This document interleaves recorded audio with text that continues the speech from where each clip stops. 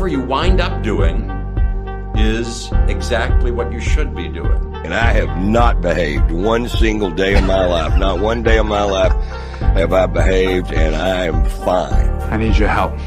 I can't tell you what it is. You can never ask me about it later, and we're gonna hurt some people. Whose car are we gonna take?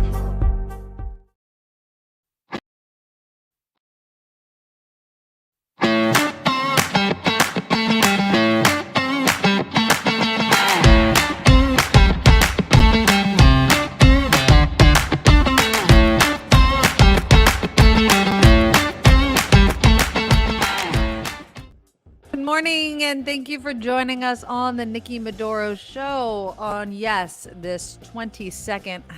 I know, Kim, we hate using the word anniversary, but it is the anniversary of 9/11. You know what I realized, and we'll get into how people are kind of commemorating this day. The 22nd anniversary, due to my age, means that half my life has been before 9/11 and half my life has been after 9/11. And, you know, it's one of those days that you don't want to not recognize, right? Even though, you know, I drive by, like in my neck of the woods, right across the plant is it Oak Park, Oak Ridge? I don't know. My grandmother's actually buried there. I should know better. Oak Park, I think, cemetery. And they're doing something, I think in an hour to mark 9/11. You know, they still haven't identified everybody. I think they just identified 2 other people I heard this morning. Their remains on 9/11, thanks to technology like DNA and things like that. So just think about that. You know what I mean? Just how awful that day was. Oak Hill. Thank you, Andrea. That's a cemetery where they're going to be doing something. So if you're in my neck of the woods, that is one event that's been happening. I know in downtown, I'm sure they're doing something. In San Francisco, I was watching some of the commemorations down there. Because remember I think was one of the planes, they were headed toward California. So we do have a big connection given the fact that probably a lot of California. Yeah, United Flight 93 headed from Boston to SFO that went down in a plane in Pennsylvania, I believe. All right. So, I mean, we just do this every time. If you want to include it in your comments, of course, you know, what this day means. You know, it's 22 years. Our kids, Kim, have no connection to 9/11. They just don't. I don't want to say it's like something like Vietnam or a past war or something like that. But when you don't actually live through something, you live through it through other people's stories. Do you tell your children, you know, like the story of what you were doing on 9/11? We have in the past. We probably need to do a better job with child number 2. Right. Child number 1 is very aware. I don't know. I was thinking about this last night. Mm-hmm. The where were you days, right? You know, we do that for where were you when President Kennedy was shot, right? Exactly. Right. I mean, I think for you and I, where were you was like we weren't even born yet, right? No, I remember when I was a kid, I had to ask my dad where he was during the Cuban Missile Crisis, right? I mean, these sorts of things where your country is like on the verge of war, perhaps. Where were you during big earthquakes?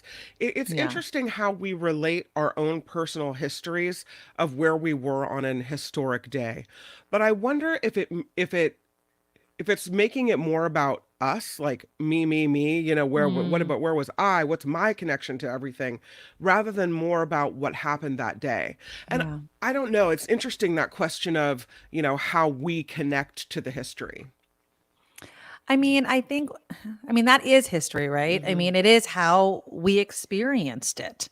I don't necessarily think that making it all about us is making it a me, but it is one of those moments where if you lived through it, you know exactly what was. And you know, the thing besides where I was and how I heard, I think the thing, I don't know why it surprised me, but it did, just because of my age and nothing had happened like that. I mean, yes, there was the 89 earthquake, right? That was this tragedy that happened in the Bay Area that we did live through.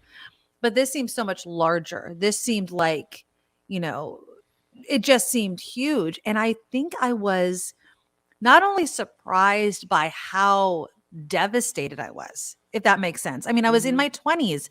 Nothing quote unquote bad had happened in my life yet. And I just remember I was really overtaken by the emotion of it all. You know what I mean? And I remember sitting in my journalism classes. I was in college. And I think my teacher even said, like, they're like, I'm so, not that they were surprised I was so upset, but I just couldn't keep it together in class. Like I just could not stop Yeah. crying. And it was this weird thing that I was like, I go to school, right? All these questions of like, we're still supposed to like move forward because we were scared. We didn't know what was going to happen. And just this like separation of that couldn't happen. And yet it did just happen.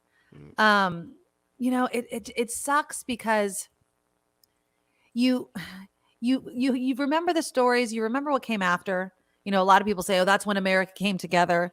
But it was also when a lot of people started, really dividing us, right? If you even looked, let's just say Middle Eastern, right? Because people just had no comprehension of Al-Qaeda and the Taliban and this, that, and the other. Like there was so much confusion and so many people wanting to blame. And I want to show the video because, again, he was president. And this, of course, is the moment that then President George W. Bush found out that we were under attack. Apparently, that is what was said in his ear, was America was under attack. So here we go. Position, eyes on me. 1, 2, 3. Get ready to read all the words on this page without making a mistake. Read this word the fast way. Get ready. Park. Yes, park. What do these 2 letters say? R. Yes, R. Sound it out. Get ready. R. What word? Park. Yes, park. What do these 2 letters say? R. Yes, pick your reader up from under your seat. Open your book up to lesson 60 on page It has to be 153. surreal. And there, right there, he's told. And he just like looks off. I don't know what I would do in that instant. I just don't know what I would do.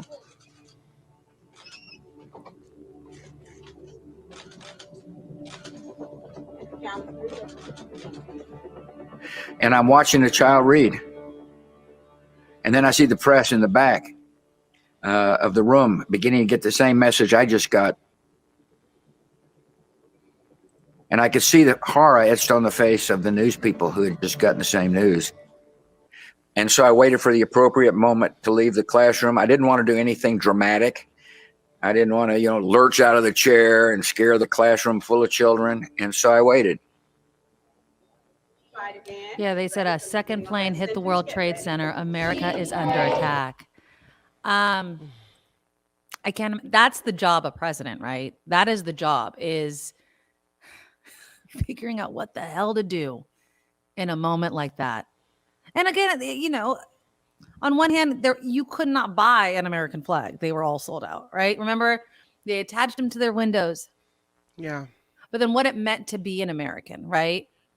And I don't want to, kind of bring so much negativity to this, although this was a very negative moment in our history. But I do remember how very quickly it seemed there was such a division, right? Us, them.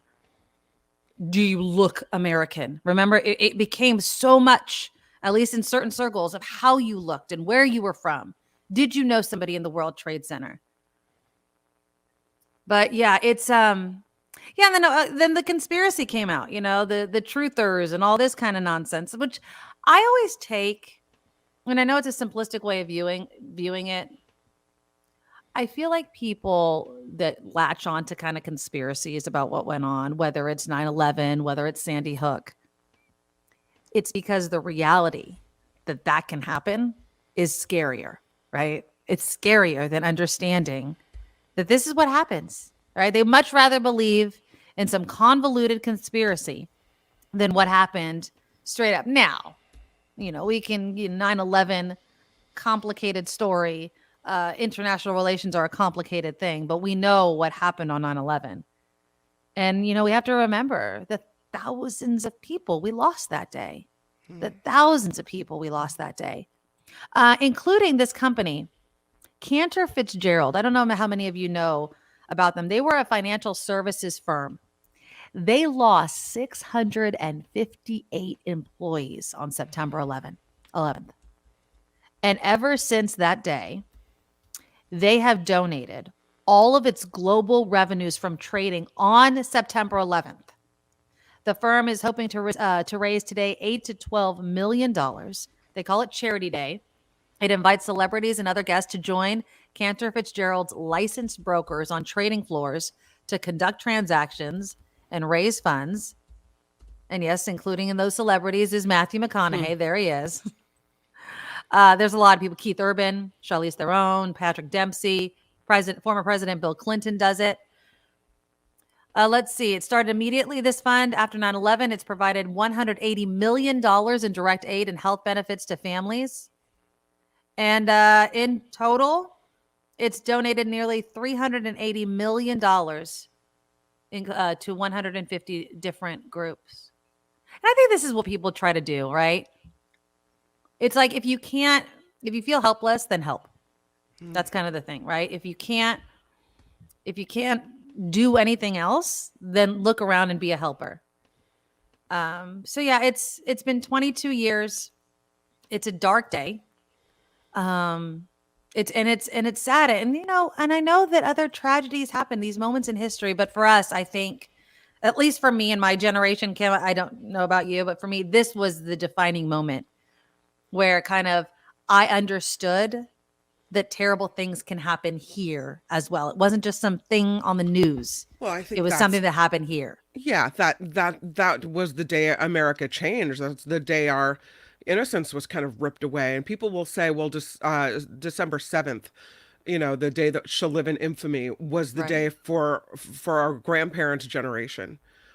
But I think even so, it was in Hawaii. It was the mainland. It was different, right? Yeah. People were kind of just, I don't know, getting used to the idea of Hawaii being part of the United States, really. I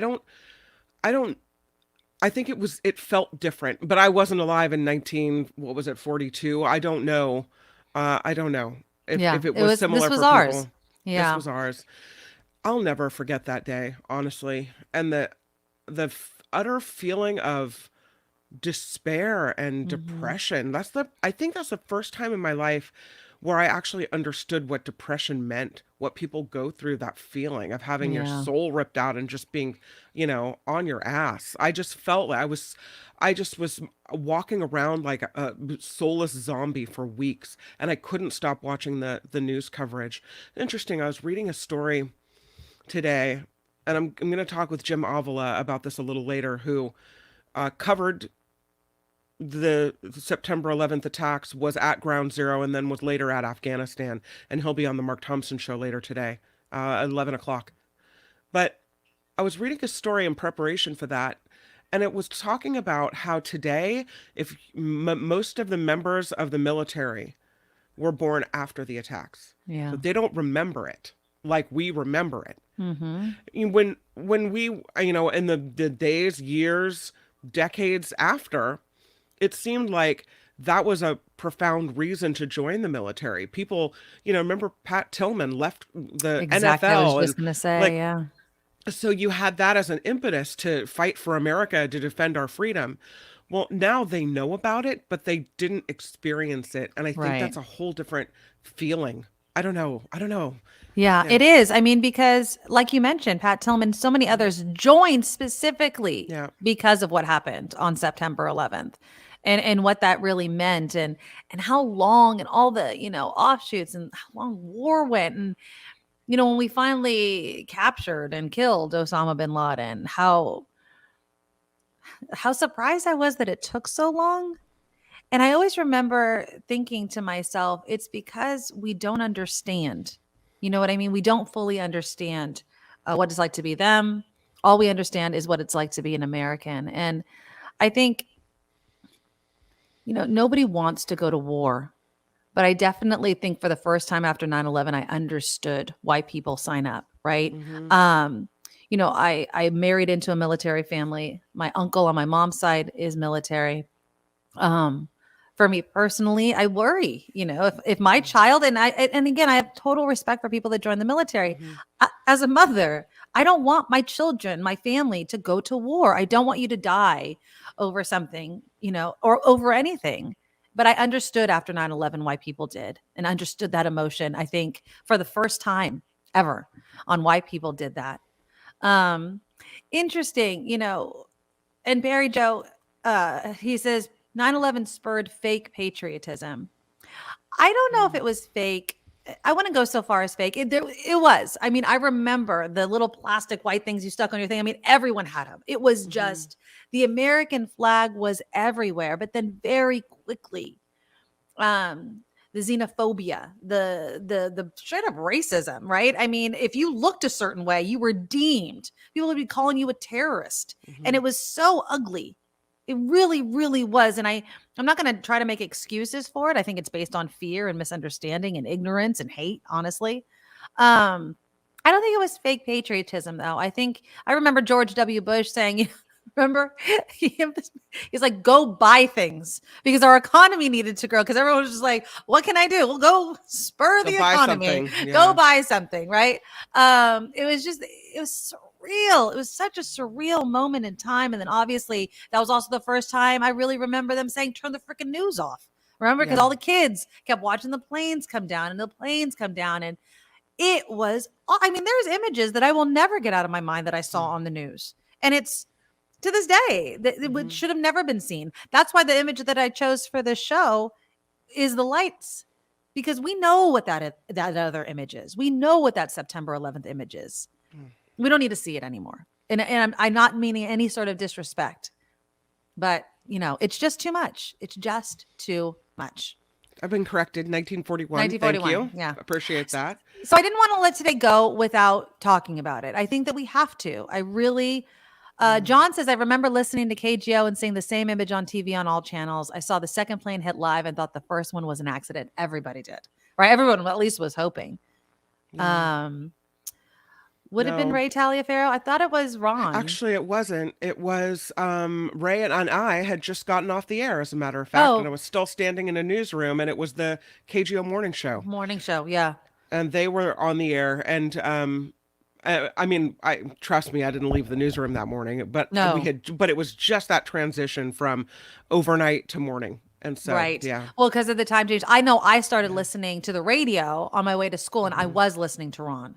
And I told Ron this when he retired, that his broadcasting, like talk show broadcasting on KGO during 9/11 is what made me know I wanted to do that. Oh, that's when I decided that I wanted to really go into radio. I was in broadcast journalism, and that's what made me, it was the immediacy. It was opening up the phones. It was talking to people. It was getting live reaction that I was like, I want to do that. And, Ron was one of the best. So, yeah. So yeah, again, it's a sad day. But at the same time, we have to mark it. And I worry of a day when we don't, right? When it's forgotten. But I don't think that's going to happen, or it's going to happen while we're still alive, Kim. So I just don't. Okay. We have a ton of other stuff to talk about. I do want to get into some local news. They've decided what's going to be, at least in part, of the vacant spot at that San Francisco mall. And when I heard it, I was like, oh, that makes sense, because that doesn't really, brings in a lot of money, at least in my neck of the woods. But I'm wondering, should we focus? This is the negative Nancy in me. Should we focus things that attract young people, given the other headlines that we can constantly see regarding kids misbehaving? What was it? Northridge Mall just got hit again yesterday or over the weekend with a bunch of smash and grabs. It's one of those things where, do we want to entice kids to the mall? Are they able to behave? Should we get our public safety up in gear, up to snuff, and get enough police officers back in cities like San Francisco and in Oakland? Because we have to do that. Again, there's a teacher shortage. Every time I read about a teacher shortage, I always compare it to a police shortage, right? When you don't have enough cops, what happens? When you don't have enough teachers, what happens? And we're stuck in this weird kind of moment in time, post, even though COVID's around still, but post-COVID, the worst of COVID, and those sorts of things. So we'll talk about what's going into the mall. Rubiales, that Spanish coach or whatever, he's resigning, even though he said over and over and over again he's not going to resign. I'm glad he did, but I have a video of him explaining. He was announcing on Piers Morgan, of all places, that he was going to resign.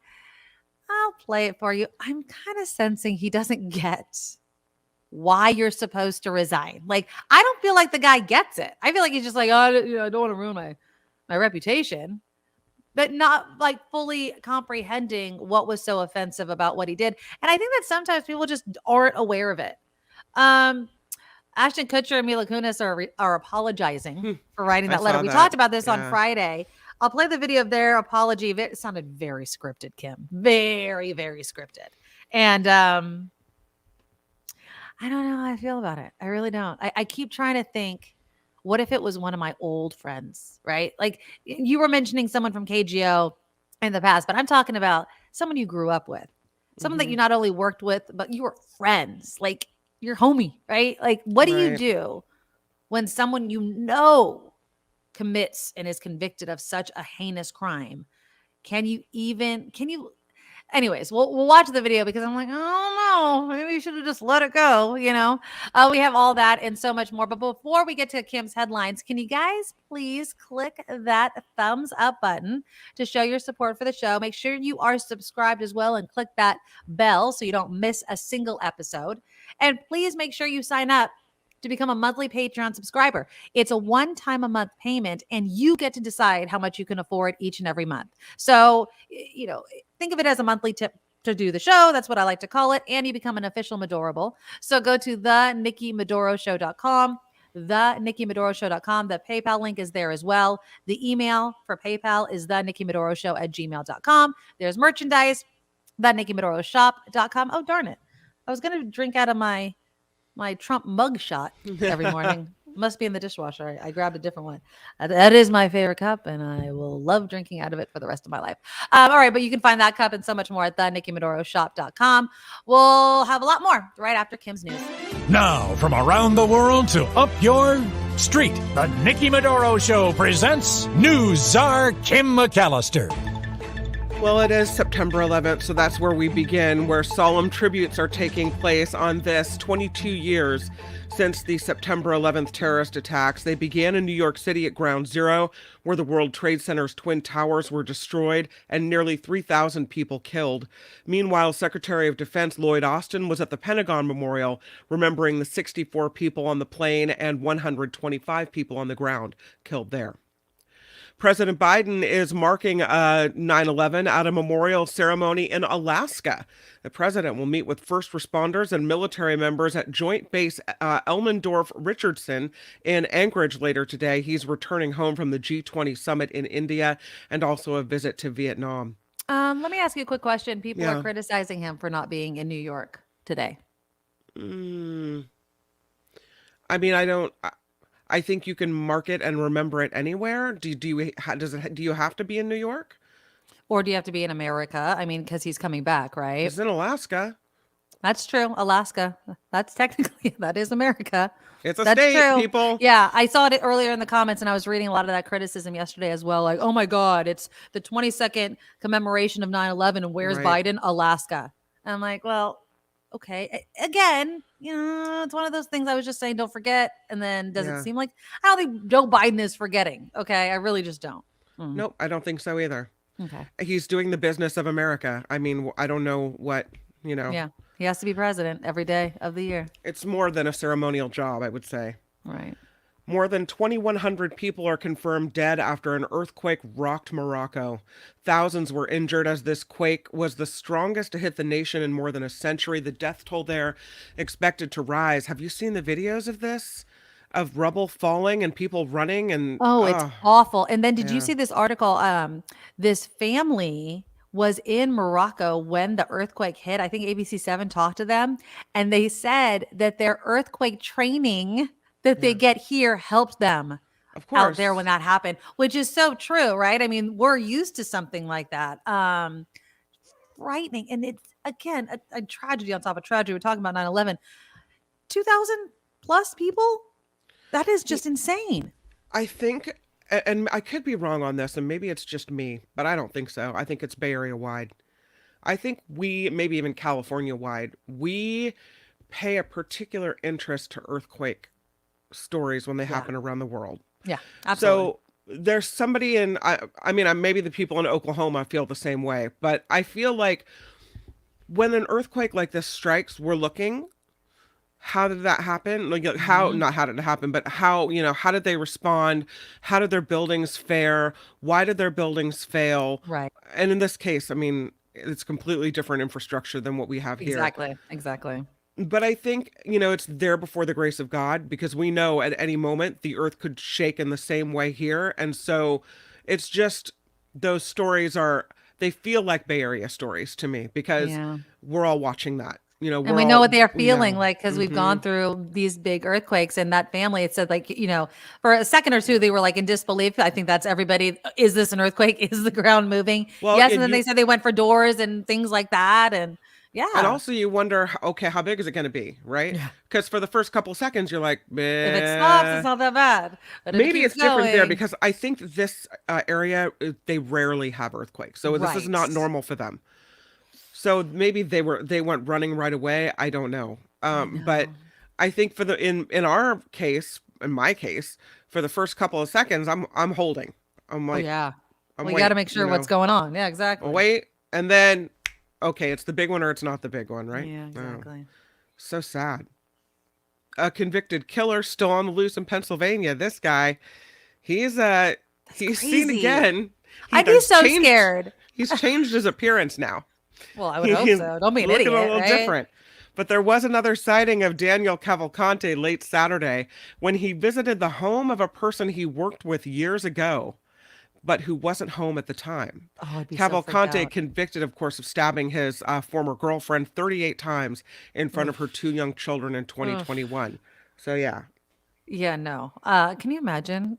Again, going back to like people doing heinous things, and then like someone's all like, no, lose my number. Forget where I live. Do not Well, come visit. I mean, I wonder if he was caught on the ring cam. Is that what Right, it was? exactly. Like, hi. How freaky would that be? Because anyway, ring cameras are freaky anyway. Like if somebody walks up to your door, they never look good. Can you imagine looking at your camera and seeing No. a face from your past that's a Certainly missing don't killer? open the door. Now he's got nothing left to lose. Yeah, Forget it. exactly. No, thank you. A video game developer was arrested at the Roblox conference in San Francisco. The man allegedly assaulted several U.S. Park Police officers after they Crazy. refused to let Mikhail Olson enter the event at the Fort Mason Center on Saturday. Police say a subsequent search of the 25-year-old man's car turned up a concealed weapon. Yeah. According to jail records, Olson, who's from Tucson, Arizona, also owned armor-piercing ammunition and large-capacity magazines. In 2014, Olson developed the game Vehicle Simulator. I don't know about that one. It's all unclear if he was invited to the Roblox conference or not, but he isn't getting in. Yeah, and they canceled the conference, right? They evacuated the whole thing, if I'm correct. My kids are big. Well, my daughter Roblox specifically, fans, She yeah. loves Roblox, so that's she still like I saw playing? the headline. Like, yeah, she's. Yeah. Like, I swear to God, it's so funny. She was asking me for money to buy Robux, and I was like, no, I am not spending any more money on this fake world you've created. That is not happening. No. Yes, she still plays it though. It's crazy. On the other hand, if they're playing that, No, they're not I'm not out giving smoking money, dope. real money. No, I Yeah. don't care. You have to be high to Keep be them spending too much occupied, money on that Nikki. crap. No. Keep them occupied. The majority of Californians oppose reparations. I saw that. According to a new study by the UC Berkeley Institute of Governmental Studies and the LA Times, 59% oppose it, 29% support it. I'll say that again. 59% of Californians oppose reparations. 29% support it. 4 in 10 say they strongly oppose it. The task force studying the issue released its report suggesting qualifying Black residents get up to $1 million in cash and other benefits. Top reasons stated for rejecting this idea: number 1, it's unfair to ask today's taxpayers to pay for wrongs committed in the past.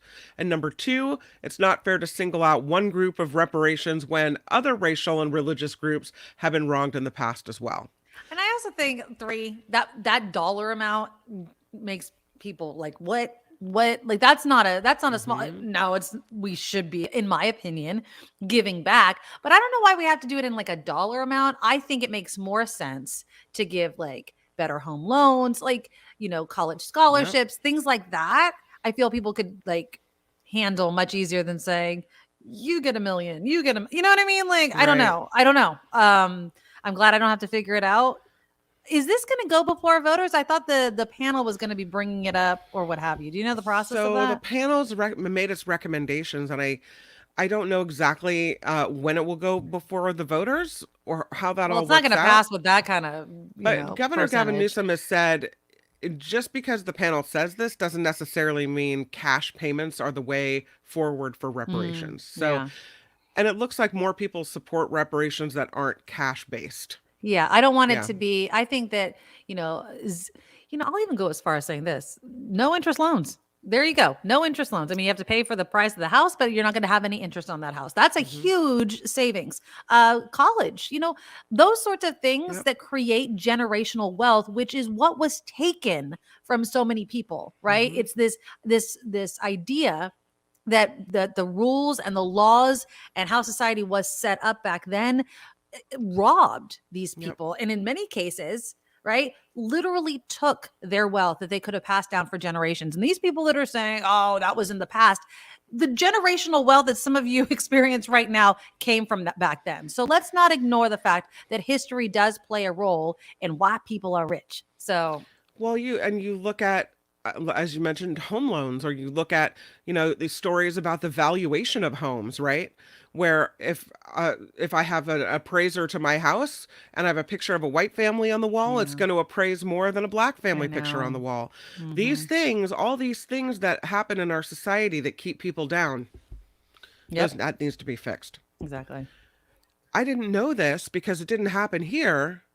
Mm. My weather was all right this weekend, but apparently there was major rain and lightning that happened in the Central Valley over the weekend.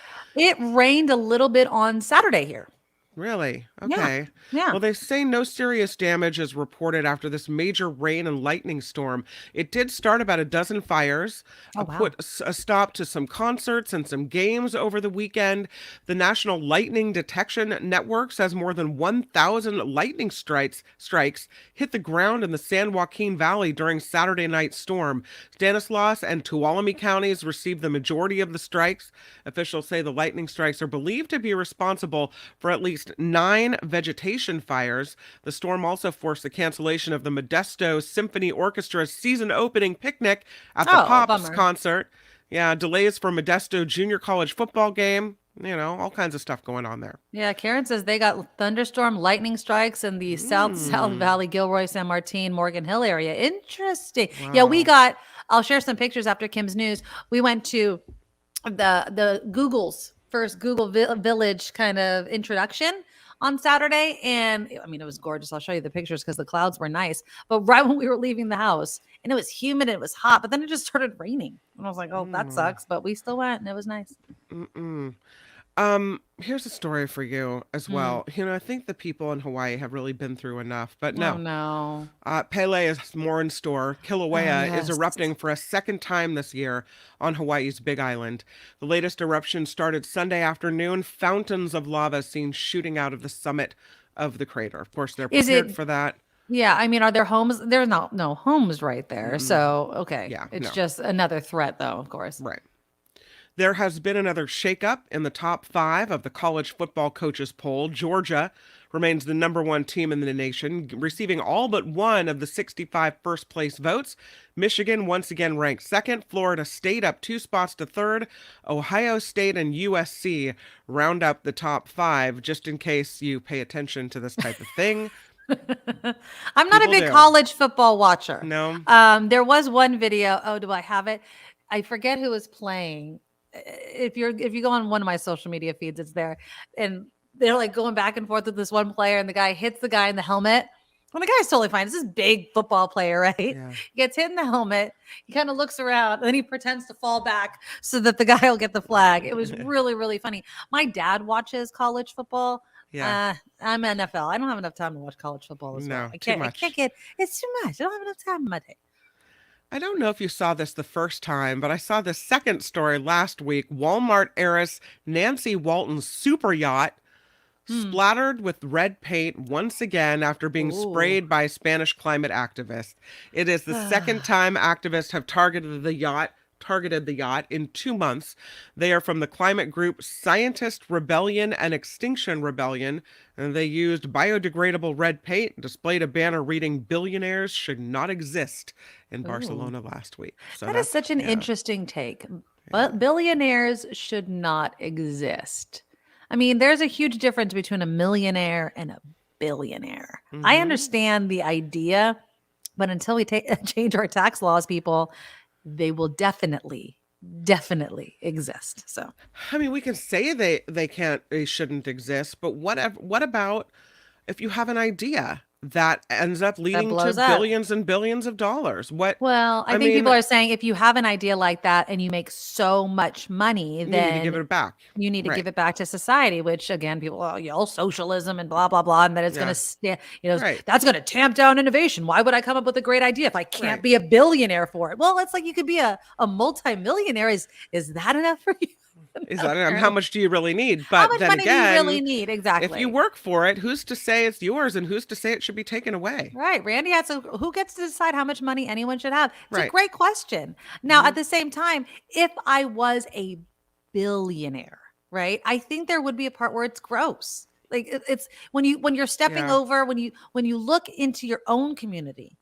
I don't know if they're really in their own community, but you know what I'm saying? You turn on the news, you see how people are living, you see that people, go bankrupt because they can't pay their hospital bills because we can't seem to get healthcare situated in this country. All of these sorts of things, like I could start to feel a bit, like, okay, do I need this much money? Or is there something I could do with my money that will, I'll still be freaking rich. Like that's the thing. You're still going to be obscenely wealthy. But you could, be taxed more. So more of that money goes to, although at the same time I say that and I'm like, yeah, but the government messes up how to spend money all the time. So, I don't know. It's a hard question. It is a hard question. This report, speaking of money, is sponsored by you. It is. We are not the billionaires over here. To crowdfund the Nikki Medoro Show, please find us at thenikkimedoroshow.com, thenikkimedoroshow.com, the Patreon links, the PayPal links, all there for you. I'm Kim McAllister on the Nikki Medoro Show. There you go. Thank you. Yeah, we're not billionaires yet, Kim. Not yet. Oh, we're a long way. I'm also not Nick Bosa, who is you sent me that article. My Niners won. I'm wearing my Niners shirt. That was such a good win. I was telling you, Kim, before we hopped on the show, my husband had to take his parents to Plymouth yesterday. And so he left in the morning and the Niner game started at 1. And so I had to, it was 10 because it was the morning game because we were Where's in Pittsburgh. Plymouth? Is that like in the Sierra? It's like Central Valley Northish area. Okay. I don't know, like heading towards Lodi, I think.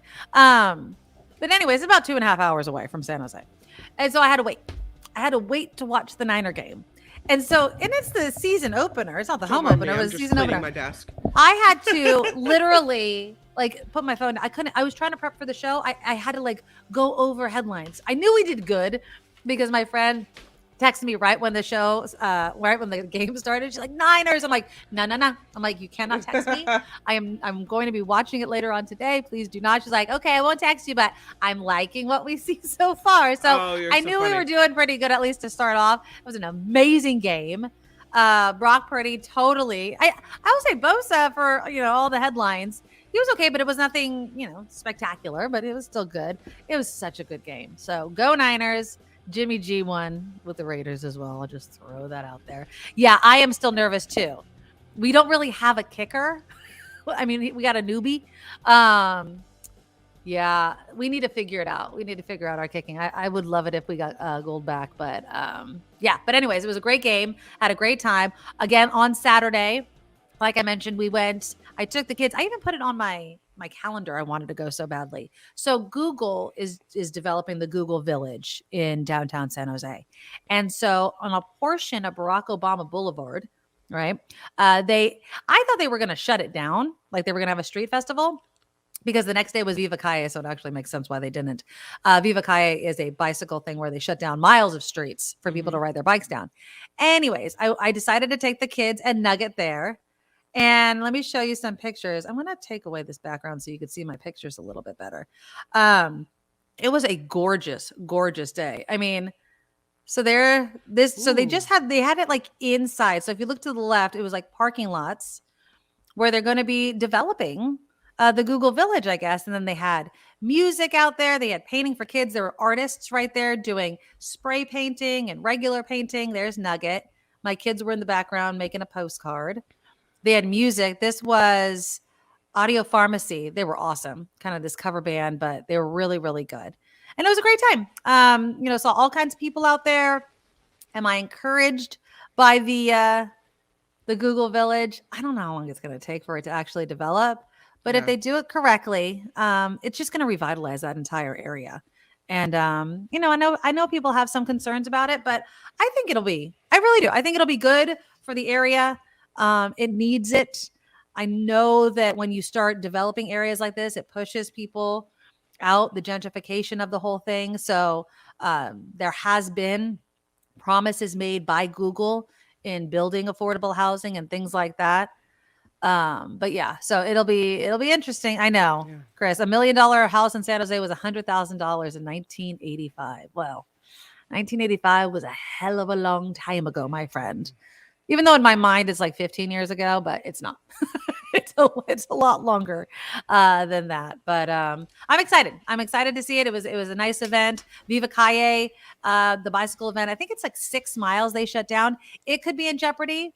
Now, I'll say this. When Viva Calle, if you're from San Jose, when it first started, I thought it was going to be a 1 time a year thing. Mm-hmm. It's about 3 times a year. They might have to drop it down to 2 times because either today or tomorrow, I guess it's tomorrow, they're going to be voting on those proposed cuts. Remember, there was going to be this huge strike of city service workers in San Jose. The deal they came up with, it's going to be voted on. A lot of proposed cuts. And one of the things that would be cut back are events like Viva Calle, which I think the turnout yesterday was huge. And people love this sort of thing. When you have street festivals, hands down for me, that's what makes me love my town. If you bring me out and there's music and there's food and there's kids and there's art, I love my hometown. Mm-hmm. And so when you do more of that, it makes people feel good about where they live. So I like it. But I also understand that cuts need to be made somewhere. And that's where it's going to be. That's where it's going to happen. So, I don't know. One more thing that I did this weekend, just to let you know, I went to go see The Nun 2, which Tim Sika said on Friday. The Nun was the scary movie. It sucked. It sucked so bad. And I will say this, it didn't suck because it was scary. It sucked because the whole movie was slow as crap, man. It was slow. Don't waste your money. Do not waste your money watching The Nun 2. But there was just this funny story that I wanted to share because you know how the Taylor Swift Eras movie is going to be played at a movie theater? Yes. The tour is going to be played in the movie theater. Well, the tickets have been purchased over here. Yes, tickets have been purchased over here as well. I'm going to tell you this. They better not have any other movies nearby. So I'm watching The Nun. Okay. Do you remember? You saw the Barbie movie, right? No. Oh, you haven't seen the Barbie movie yet? I'm waiting for it to come to stream. Okay. Well, that's happening soon. Yeah. Do you know the Billie Eilish song that comes from the Barbie movie? Yeah. Why am I here? It's kind of slow, it's like da, da, da, da. Okay. I'm watching the freaking Nun movie. And all of a sudden, through the walls, I can hear the Billie Eilish song. So this juxtaposition between trying to be scared and hearing Billie Eilish sing about Barbie was hilarious. So I can only imagine what it's going to be like if the Taylor Swift concert is next door to any other movie. So it's not going to happen. I've been seeing stories about movie theater owners are saying, please don't treat this like a concert. Please ignore what Taylor Swift is saying. And don't treat this like a concert. Don't come in here singing at the top of your lungs. We can't. Too bad. We're people trying to enjoy movies next door. Nope.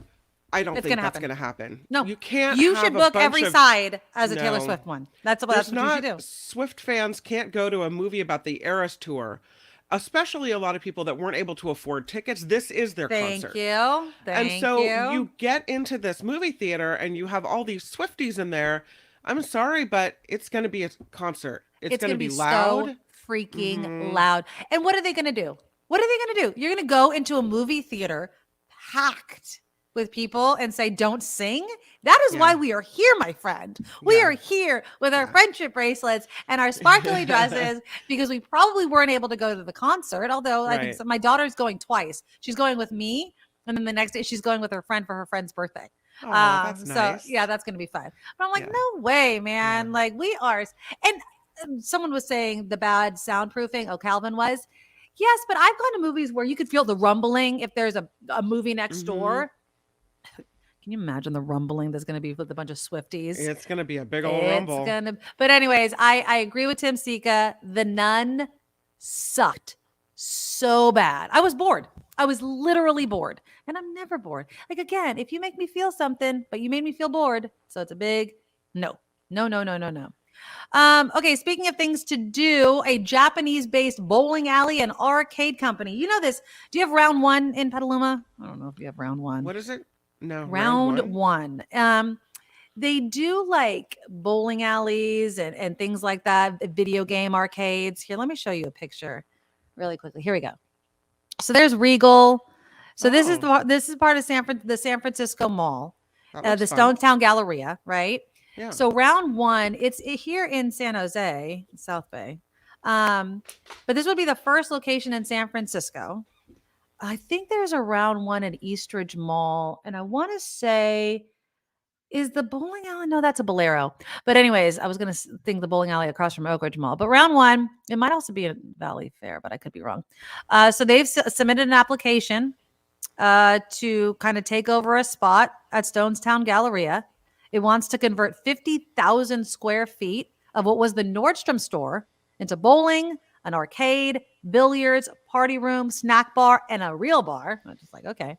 It's going to cost about $4.5 million. Is it a good idea to attract children when we don't have our policing in order? And I don't want to blame children alone. But again, with the smash and grabs and the fights that have been going on, it's just like, and I know it's not going to happen tomorrow, right? I know this arcade is not going to be popped up tomorrow. But it's just like, Jesus, we got to get stuff in gear. We really do. Here's what, well, first of all, we were just talking about this the other day about how there's not enough entertainment venues for kids. And so now here we have one coming.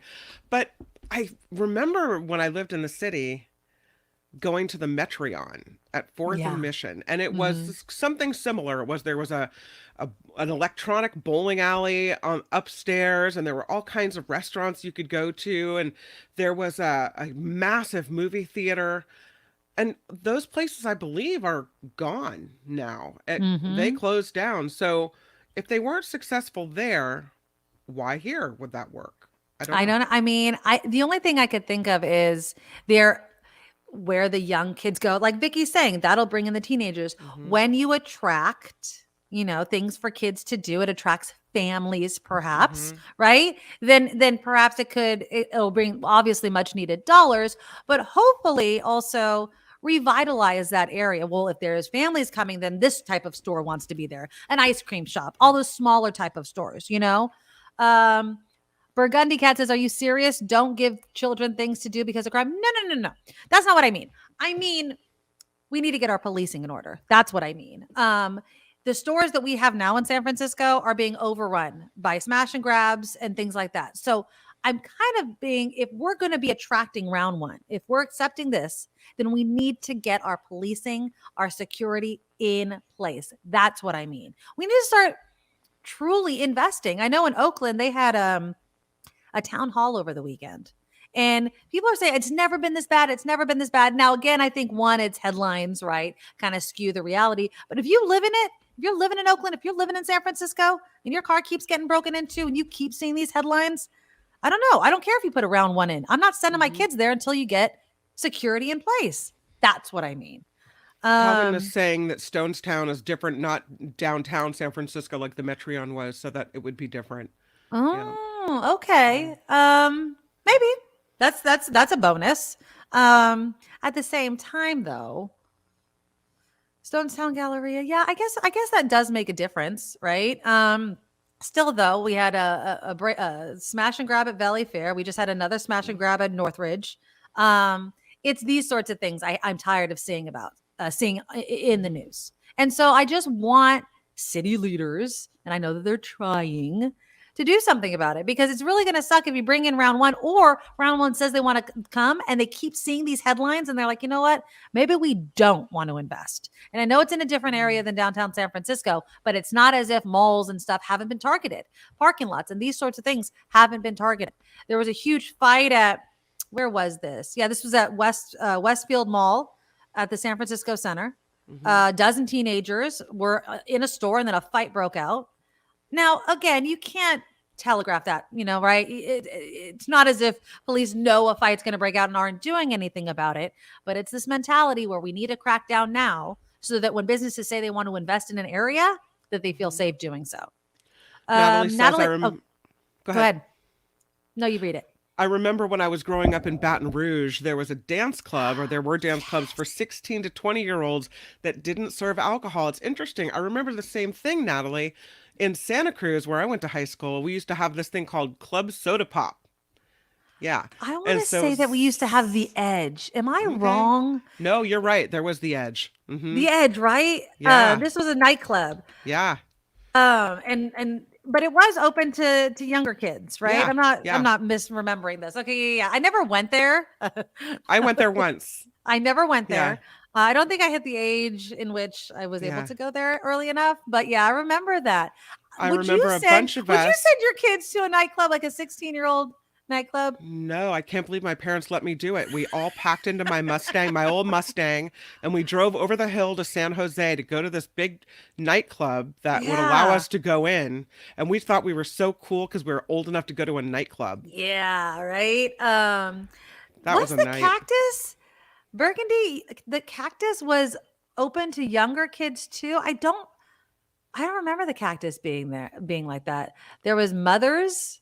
We had Mothers in Santa Clara. Is that a club? Mothers. I wouldn't want to. That was the same thing. That was the same thing. Mothers. Yeah, that's actually Mothers is the one I went to. Now that you remember it. Okay, I remember the Edge, and I remember Mothers. I wanted to go, but I never had an opportunity to go. Yeah. Now, would I let my daughter? I mean, I think there's a difference between letting your kid go to a nightclub, like a underage kids nightclub, versus going to like a high school dance. Like a high school dance, it's okay. Yeah, there's dancing and food and all that kind of stuff, but there's teachers, there's repercussions. I don't know if I'd feel comfortable sending my kid to a quote unquote underage nightclub. Like, what the hell? I would just be like, no, you're going to get in trouble. No. Nothing good is going to happen with a bunch of teenagers at a nightclub. No, I don't know. Speaking of high school dances that you mentioned. The homecoming shopping is underway over here for the first time. Where are you looking for dresses, by the way? Online mostly, but we have to take a trip to the mall. So I don't know. Going to the mall with the teenagers. I remember when I was a teenager, Trudy's at the Prune Yard in Campbell was where everybody used to go get their dresses. Yeah, exactly. Is that place still even open? Yes. Okay. I'm pretty sure Trudy's is still there. I know exactly the location where it should be. I think so. I think that's I think so. I'm pretty sure that's there. Yeah. I mean, so is she going to go fancy then? I guess that's what you do for homecoming, right? I don't know. I've never had a homecoming. I've never gone to a homecoming dance. This again. They're all talking right now. So I haven't been told, is it a long dress season? Is it a short dress season? I will say that I was looking at a bunch of websites where, they sell homecoming dresses. Right. And it's scanty. No offense. No, it's like junior horror competition. Like, how can I slut up my kid this much? I look at these dresses and they're like the cut down to the past the belly button for the chest. Oh no, totally we're not backless, doing any of that. Too short. No. Either it's too short or there's a slit up to your thigh. I'm thinking she's 14. People, really? This is my option? Well, yeah, but I mean, again, it's not only for 14-year-olds. It's also for 17, 18-year-olds, right? So I still don't think it's appropriate. Don't get me wrong. It's a baby whore dress. No, I'm not buying it. Okay, so this is my vote. Definitely short. Like a short dress, not a long dress, I think. Simply because I feel like a long dress is more for like a prom type of thing. Homecoming, it's connected to sports, right? Like it's so I kind of feel like a short kind of is more sporty. I don't know. I've again never gone to a homecoming dance. Right. I will say short, and I don't know, not as fancy. In my mind, I just imagine not as fancy as prom. Something a little more fun, maybe a different type of fabric, not like sequency. I don't even know if they wear sequence. But yeah, I don't know. Are they all going as a group? I don't know the answer. It's still all. Is anyone bringing a date? Has anyone been asked that you know Some people have been asked. There's a flurry of HOCO askings underway. I know one girl that's friends with my daughter who's going to be asked. My daughter is like Miss Matchmaker over here, so she knows all the little little love stories all over school. Do you know what they call it? Do they call it in your daughter's school? Do they call it shipping? Oh no, what is that? Like Shipping? relationship-shipping. So if Oh. Sally would be good with Mark, I have shipped them. Oh, I don't know. Maybe they do. I haven't heard Yeah. that. I asked That's a new term. I did ask, how do you determine whether or not someone is your boyfriend or girlfriend? Because I don't know what it was like when you were young, but when I was a kid, it was you asked somebody to go around, right? Do you want to go around? Which meant, do you want to be my girlfriend or boyfriend? And I asked, I was like, how did they ask? And they're like, I don't know. Do you want to be my girlfriend or my boyfriend? I go, okay. We used to call it going around. But yeah, no, but apparently one person I know is going to do a whole HOCO asking. Actually, 2 boys that I know have it all planned, and they're going to do this. I think it's too much pressure, although they're dating, quote unquote, these girls, so it shouldn't be too difficult to get a yes. But I don't know, man.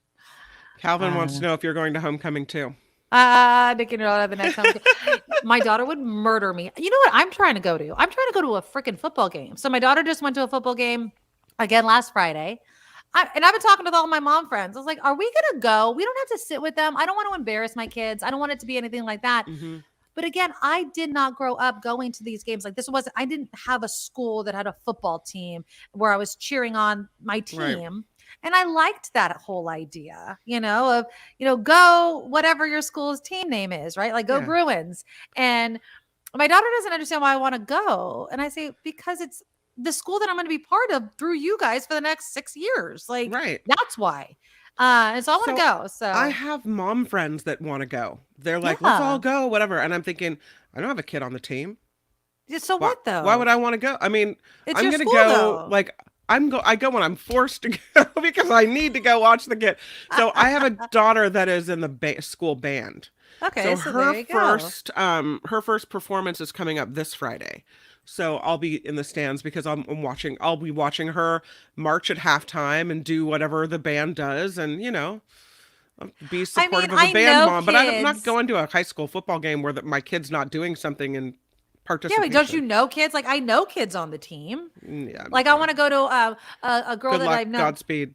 A girl that I've known since kindergarten, one of my daughter's oldest friends. Yeah. She's on the volleyball team. I want to make one of those games. My daughter's not on the volleyball team, but I want to go see her. I know some boys that I've known since kindergarten that are going to be on the football team. Like, why not? Is that weird? I just feel like... No, I don't think it's weird. I think you're really awesome and community minded. I love that about you. Well, and I think I hate that about myself. You're like, do I have a kid? Do I have to show up? I don't have to show up, right? I don't have to show up. There are things that I have to show up for. There will be football games I'm required to attend all season. Those will be the ones I'll go to. I think also I want to go with like my mom friends. Like it would be a thing. I wouldn't go by myself. And I know sure as hell my husband's not going to probably go with me. So if it would be a fun thing that we could do together, cheer the kids on, see these kids that we've seen grow up play in a football game. And I don't know. I think it's, I want to go. So we got to figure out one this season. One of my mom's friends' husband used to play because they're from the area on that high school football team. So he wants to go. And the daughter's like, do not go. And it's like, they have no comprehension of someday, my children, you too will be old, but still want to participate in very fun things. So yeah. And I don't know. I think it's just because I missed out in high school. I just want to experience it. Right. Silly. I'm like, Liz is like, I'm like Kim. Do I have to show up? Believe me, people, I am in many cases like that in this instant because I like to watch football and I want to support my home team. I don't know. I want to participate. Oh, Kim is not one of the most boring people. Believe me, Bertastic. Not at all. It's okay. If you like watching sports, go watch the school kids play. Yeah, Calvin. Yeah, that's what I want to do. I want to go see and I want to cheer them on and we have a pretty good team. I guess, if past is reflective of what the future would be, we're competitive. So why not? Right? Like be part of the team. So I don't know. I just want to go. I want to check it out and we'll see what's happening. Okay. Let's do some headlines. I feel like I've missed so much. Oh, speaking of sports, I do just want to touch on Luis Rubiales resigning as the president of the Spanish Soccer Federation. I'm going to play you his video of the interview. Kiss guy, right? That's grab the kiss your guy. head and just put a big smacker on you. Yeah, you tell me. Do you think he gets it? Because I don't know if he really gets it. I don't really think that he gets why people are calling on him to resign. So I'll play that for you. You guys can let me know in the comments. And then, of course, I want to give some love to 19-year-old American Coco Gauff for becoming a Grand Slam winner. And did you see the video of her opponent, kind of losing her cool. And you know what? I'm for it because of where she did it and how she did it. I think it's A-okay. So that's all coming up. Please click the thumbs up button to show your support for the show. YouTube loves it and we love it as well. And here is Kim with some headlines. Now, from around the world to up your street, the Nikki Medoro Show presents News Czar Kim McAllister. Well, good morning to you. We start back with solemn tributes on the Nikki Medoro Show, taking place today to mark the 22nd anniversary, one could say, of the 9/11 terror attacks. They began in New York City at Ground Zero, where the World Trade Center's Twin Towers were destroyed and nearly 3,000 people killed. Tributes also took place at the Pentagon Memorial to remember the 64 people aboard that plane and the 125 on the ground killed, and in Shanksville, Pennsylvania as well, for the victims who died fighting the terrorists on Flight United 93 before it crashed into an empty field. President Biden, as we mentioned earlier, will be attending a memorial ceremony on 9/11 in Alaska later today. He'll meet with first responders, military members at the Joint Base Elmendorf-Richardson in Anchorage as he returns home from the G20 summit in India, and also a visit to Vietnam. The United Auto Workers Union now just 3 days away from a possible strike against all three Detroit automakers. UAW President Shawn Fain told workers on Facebook Live he has rejected the contract offers from Ford, General Motors, and Stellantis and says they have not yet offered him a fair contract. The union wants pay raises of 46%, with the companies offering raises between 9 and 14.5%. That is quite the gap. That is, I think 46%. I think they're seeing, kind of what the writers strike, if we can kind of make an analogy of robotics technology replacing them. And I don't know if this is going to work. If you don't want technology to come for your job, you can't be that much more expensive to hire. And I'm not saying they don't deserve it, right? I'm not saying that. But at the same time, they need to get closer or this is never going to work out. As we mentioned earlier, nearly 2,500 people are confirmed dead after this earthquake struck Morocco. The death toll is also expected to rise here. Thousands injured as this quake was the strongest to hit the nation in more than a century. 2 out of 4 suspects accused of threatening to shoot a middle school student in Santa Rosa are behind bars. The second suspect, a 20-year-old man from Petaluma, was arrested Sunday afternoon. Threats against the Herbert Slater middle school student were reported last week. The first suspect is a 14-year-old Montgomery High student arrested on Tuesday. Jelly maker J.M. Smucker is buying brand Hostess in a multi-billion-dollar deal. Your Twinkie will be made by the Jelly people. The maker of the popular Smucker's Jelly announced Monday it will buy the Twinkies maker for $5.6 billion. That's a lot of Twinkies. Smucker says the deal is compelling an expansion of its family of brands. So there you go. When's the last time you had a Twinkie? It's been a long time. I remember liking them. I don't really feel like I've ever had a Twinkie and regretted it immediately. Yeah. I can imagine I was just going to say it, Calvin, like a jelly-filled Twinkie.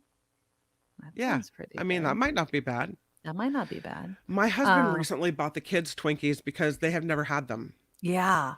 We just don't buy them. And my daughter was like, what's a Twinkie? One. Yeah. Okay. That's interesting. I mean, if you can make a cheese-filled coffee crumb cake, I'd be very, very happy, but you're not Entenmann's. But Donald, I guess you can eat one from the 80s and it's still edible. That was the thing with Twinkies, right? They were always shelf stable. Yeah. Because there were so many preservatives in it, Hey, if it's still wrapped, it's still good, right? There you go. That's kind of gross. Lastly, there's a story about a lost dog at Atlanta's airport heading home. This is a little Chihuahua mix named Maya. She escaped from the airport staff at Hartsfield-Jackson International in mid-August. The Atlanta Journal-Constitution reports the dog's owner was denied entry after flying from the Dominican Republic, so the dog had to stay at an airport detention center overnight. Little lost dog, and again, finally flying home. So that's a nice little story there. Is he flying home in a seat or under the carriage? Because one's better than the other one. I'm telling you, but I'm glad. I was reading a story the other day, an op-ed piece about someone saying dogs shouldn't be allowed on airplanes. Like, there's no reason to bring your pet. Well, it's not true. I mean, I know people that travel with their animals and they just like have the best time. Who are we to I say? understand people like if you're allergic or scared of dogs, right? Yeah. But then I've seen like fun stories where like a dog gets its own seat and it's so behaved, right? It just kind of sits there and it's just this gigantic dog head in the seat in front of you. I Yeah. don't know. I mean, now that I have Nugget, I am so different about dogs. If you caught me like 4 years ago, I'd be like, yeah, no, keep the damn dogs off the airplane. Now I'm like, well, if it's Nugget, it's fine. I think a lot of people that will fly with dogs and say they're service dogs, Yes. but they're really not service They're not. dogs. So you're just a pain in the ass. Yeah, I know. Yeah. I know. I mean, they ruin it sometimes for it's the way. everybody. I'm sure. Exactly. Yeah, I don't know. This show, again, is crowdfunded, which means we rely on you. Find us at the website, thenikkimedoroshow.com. The Patreon and PayPal links are there, as well as the Medorables merchandise site, right? The NikkiMedoroShop.com. You can find it all at the NikkiMedoroShow.com. Everything is there. Just lay it all out for you. I'm Kim McAllister on the Nikki Medoro Show. All right. Gordon says it must be stressful for a dog to fly. Perhaps. Perry Joe says take your dog in a car, not a plane. Not always possible. Yes. See how personal experiences can change your view? Yes, I'm very much aware of that. Vicky does not think dogs belong on airplanes. But Calvin says Nugget deserves special treatment. Of course. I think it matters about the dog. A peacock, like we've seen all these crazy stories about what people try to bring on planes as their emotional support animal. An emu. I think I just was reading a story about an emu the other day. Yeah. How do you bring an emu aboard a plane? I don't know if it was on a plane. Yeah, but see, when you make friends with an animal, then all of a sudden that animal becomes your emotional support animal. And I just think it's getting a bit ridiculous out there. A dog, a cat, not a cow. You know what I mean? Like you got to keep it in the realm of reality, shall we? All right. So Luis Rubiales, who said over and over again in Spanish, a couple weeks ago, I will not resign. I will not resign, is going to resign. Bye-bye. If you don't know, he's the one that after Spain won the World Cup, he kissed the one of the players on the lips, obviously without permission. He did not ask. You can see the video for yourself. He did it on his own. He says, I was very, very excited, and so I decided to kiss this woman. Well, he was on with Piers Morgan, and he has changed his tune. But as I play you this video, you tell me, do you think that he's resigning because he realizes that you should not kiss women without their permission? Or is it just something else? Here you go.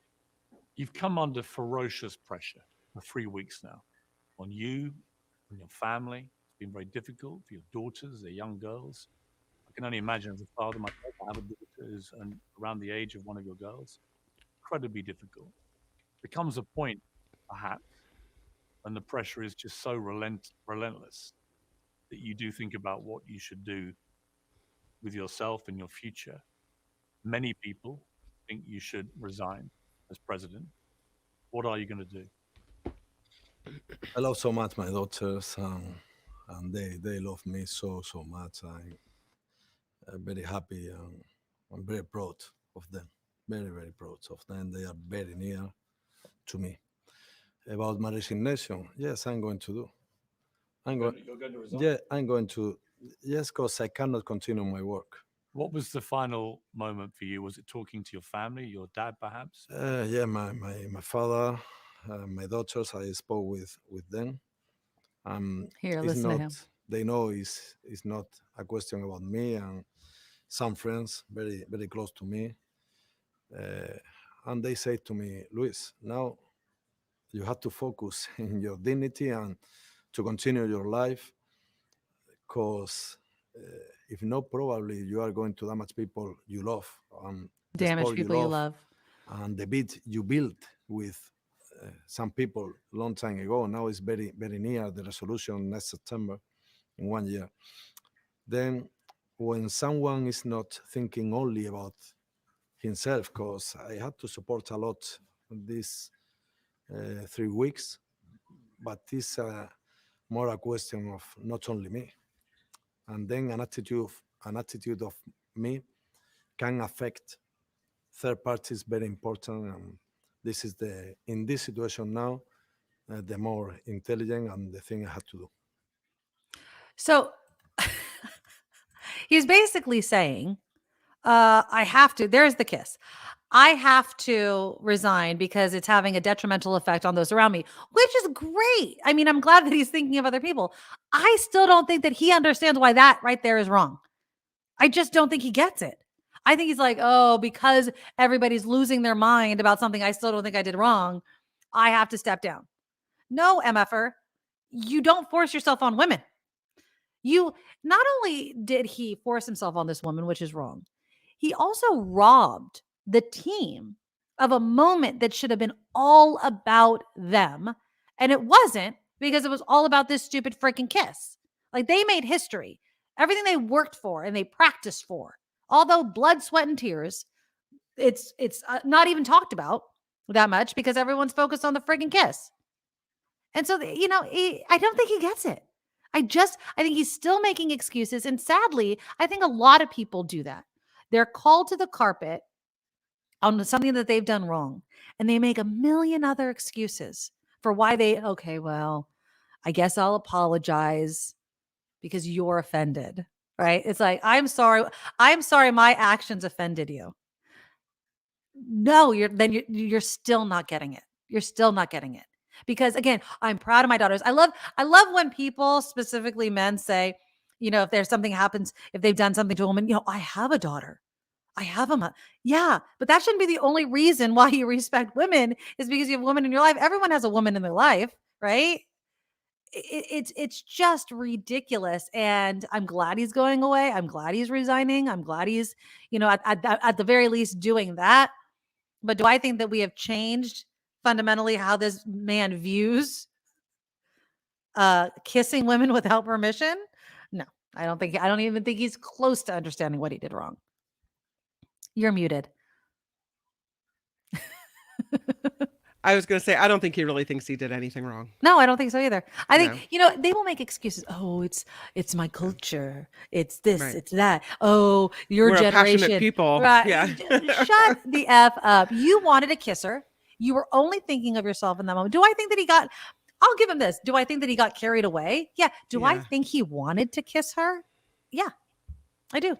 I think that I think anybody that would kiss somebody on the lips like that, I don't know. I mean, it's hard for me to put myself into somebody else's mind 100%. But given the vulgar gestures he's made in the past, grabbing his crotch, all those sorts of things, I think he's kind of like that kind of guy. That is a huge assumption, but I don't know. Doesn't it speak volumes what the team and what the woman who was kissed have to say? She said, I didn't want that. I do feel violated. The team says they won't play, or they wouldn't play unless he was not there anymore. Problem solved. Right. But if it hadn't been that way, if it was just this moment of, oh, you won, kiss. Yeah. If it was that moment and he was a beloved character who, I don't think the woman who was kissed probably would have said, oh, it was just a weird moment. It was just that winning moment and everyone was really excited. I'm not going to think anything of it. She would have had a different take on it. But I think it's interesting that now, because the story has such attention brought to it, and in Spain as well, that now I think men specifically, are on notice. Don't do these moments of passion just because you think you can get away with it, because our culture is changing and you cannot. And if you wanted to kiss her, right? Like, kiss her on the cheek. Like, that's kind of the European way of, kissing both cheeks. Not that would have been the excitement, kissing on both cheeks. Normally it's a hello. But, give her a kiss, give her a big hug. Like, it's this, and I know, maybe we're being, like someone was saying, puritanical type of ideology that a lot of Americans have. But these Spanish women didn't like it either. It's just, you don't have to be so overtly sexual. And I'm just going to use that word, even though I don't know if that was his meaning behind it, but it's a very intimate thing to kiss a woman on the lips. And I don't care what excuses you make for it. If it made her uncomfortable, then you immediately apologize. But because he was making all these excuses and hemming and hawing, he actually made it worse. He could have come out and been like, you know what? It was so wrong of me to do that. I was so overtaken in the moment. I apologize. I apologize to her. Can we please, not that I don't want to own up to what I did wrong. I will continue to apologize, but let's praise these women. I'm sorry I took this moment from them. That sort of thing. You know what I mean? Like, it's just really obnoxious to continue to make excuses for behavior that you know is wrong. It's childish, right? It's like, that's what kids do. They keep making excuses for what they did wrong. Own it. Own it. But you know, this, I'm going to resign because it could be detrimental to everyone around me. Yeah, you still don't get it. You still don't get it. Yeah, I'm going to resign because I didn't get consent and my conduct was unbecoming of my position. Yeah. Lori writes, if the goal is to change him, it's futile. Yeah. If our purpose is to bring an inappropriate behavior to the attention of all and highlight what not to do, that's a more achievable goal here.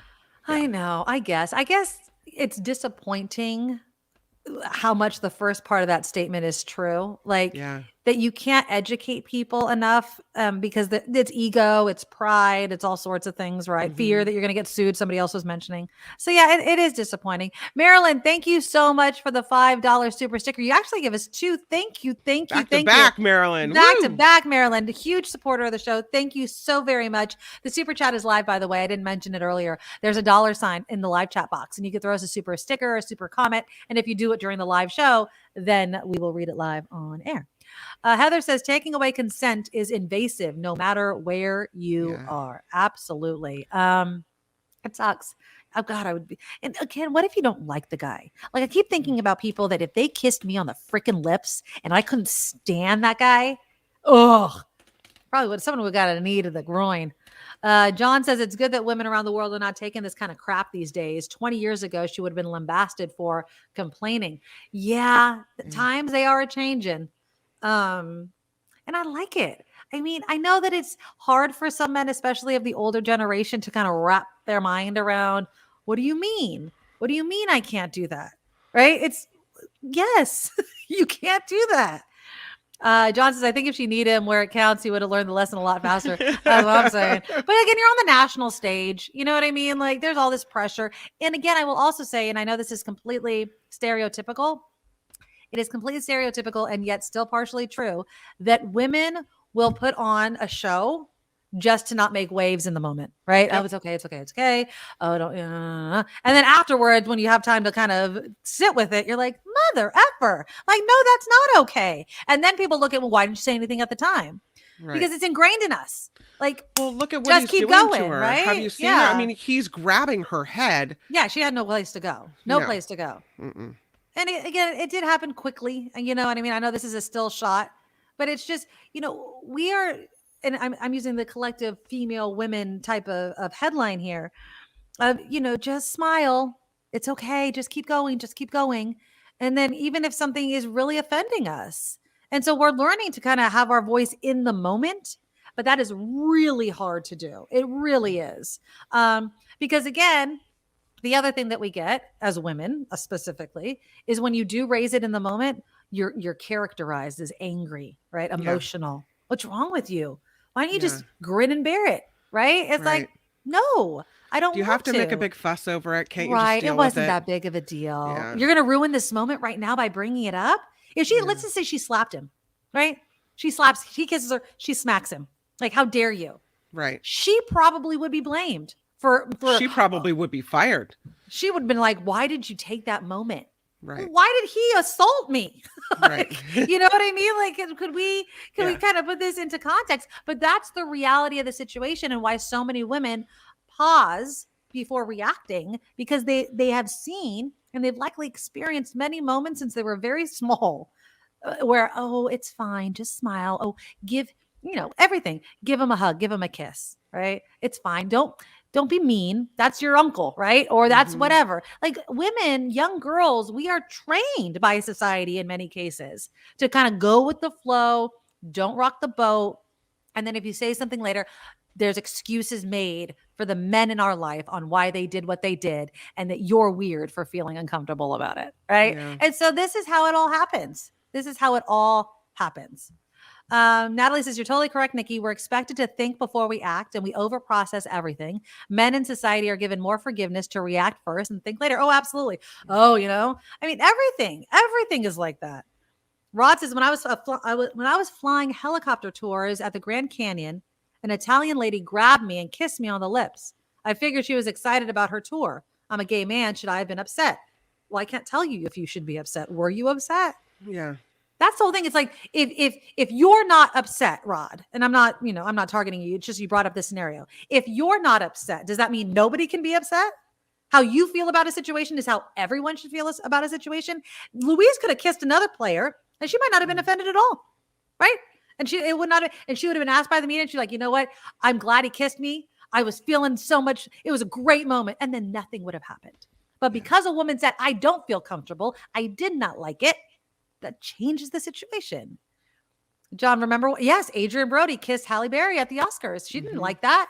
He totally did that in front of everybody. And then what? He makes the excuse. I was so excited in the moment. It's the only moment I would have had to be able to kiss Halle Berry. Without what? Without repercussion. Because why? Because she smiled, she grinned, and she bared it. If she would have smacked him across the face, she would have been blamed for ruining his Oscar moment. Even though she was assaulted in front of everybody and needed to grin and bear it. It doesn't matter. And she's Halle freaking Berry. You think just a nobody woman that gets, kissed by her boss or whatever is going to have a voice? That literally is the crux of the Me Too movement. It's women standing together, whether you're Halle Berry or Kim McAllister or Nikki Medoro or somebody else, and being like, yeah, it's not okay who it happens to, and we need to all speak up. Absolutely. Can I just show you and give praise to another young woman who is a freaking amazing? I've been watching the video of her over and over and over again. Coco Gauff, 19-year-old. She won. The first time an American woman has won the U.S. Open in 6 years. She's a Grand Slam winner. Now, she obviously 19 years old. She's the 5th youngest girls single champion in French Open history. And yeah, she kicked ass. She won the U.S. Open. Now, this is the youngest American champion of the competition since Serena Williams won in 1999. She gave this great speech where she was like, thanks for all the haters. You know what? Like, basically, thanks for hating on me. It lit a fire. It was gasoline. You were not putting water on my flame. It was just gasoline, and it was awesome. Now, I do have one video here. Let me show you this video. This is her the moment. Oh, hold on. Let me take this picture down. This is the moment that she won. There's not many moments in life where you can be like, yeah, that's freaking amazing. But here, this is the moment.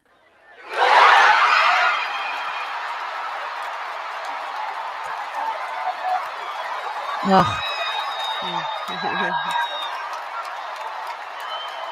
She's just crying. I mean, can you imagine?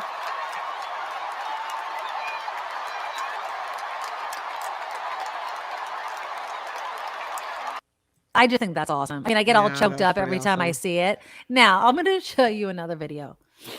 And this is, I'm going to butcher this freaking name, and I apologize if I butcher it. Arnya Sablenka. I think that's her name. Now, she lost. She's 25 years old. She lost to Gauff in the U.S. Open final. Now, she's still number 1 in the world ranking. She'll rise to number 1 in the world ranking. She's good, right? When you're at this level and you lose, it's tough. But I'm going to play you this video. And you know what? Pardon me. Every time I watch this video, I'm like, I would have done the same damn thing. And I have so much respect for this. She shook Coco Gauff's hand. She was very professional about the whole thing. This is what happened in the locker room after she lost. Hold on. I want to bring the right video up. This is what, and again, you just have to, your heart goes out to her because it can't be easy to lose at this level. So she's in the locker room. There's the kind of plate that she gets for coming in second, right, to Coco Gauff. She takes out her racket and she looks at it. Oh, angry. Yeah. Angry. Yeah.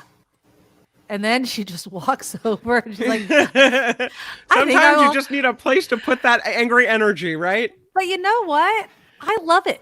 I freaking love it. I probably would like there goes that racket. I'm like, you know what?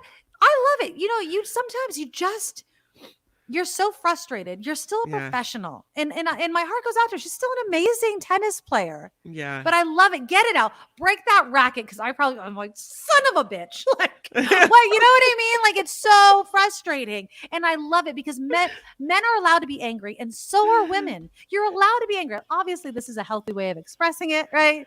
You can demolish any racket you want. It's too bad that it was captured on camera, though. That's you want her to wait till she gets to a private moment and then let it out, because she didn't do it on the court.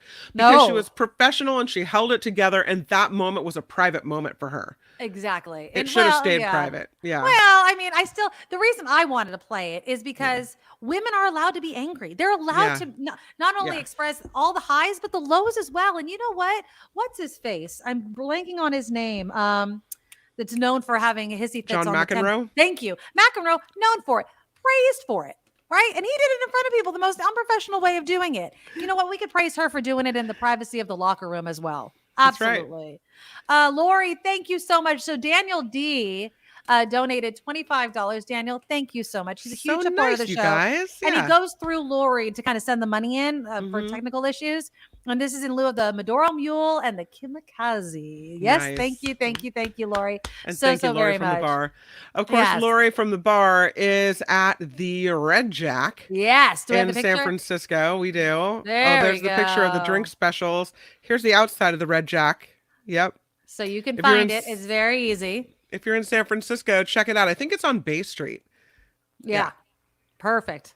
Thank you, Danielle. And gotta have that Medoro Mule. Have to get that Medoro Mule. A little bit of a hint of the raffle that's coming up.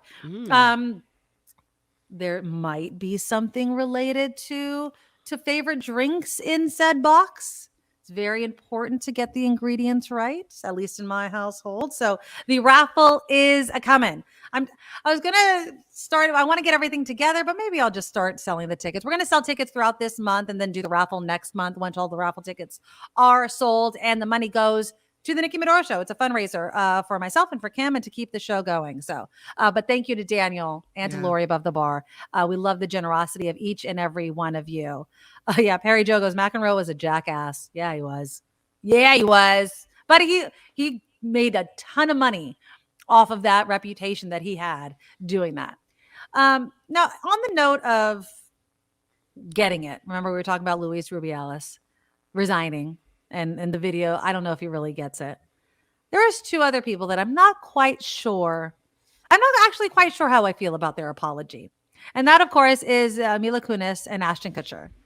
They are friends, I would assume still, with Danny Masterson, who was convicted last week, or sentenced last week to 30 years in prison for raping two women.